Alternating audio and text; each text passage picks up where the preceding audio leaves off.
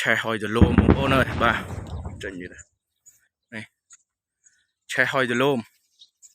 បាទឆេះហើយទៅលោមបាទនេះ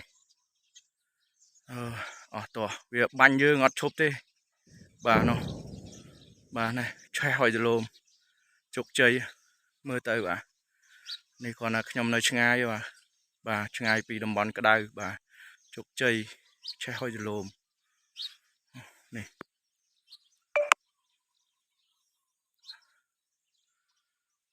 បាទវាបាញ់បាទហើយសួរថាខ្ញុំអ្នកព័ត៌មាននឹងខ្ញុំបដូរដើម្បីអីបាទគឺខ្ញុំជាអ្នកយកព័ត៌មានគឺបដូរយកព័ត៌មានដើម្បីជាតិឲ្យដឹងថាឥឡូវហ្នឹងរឿងហេតុវាកើតដោយសារអីគឺសៀមបានបាញ់បហាមកលើយើង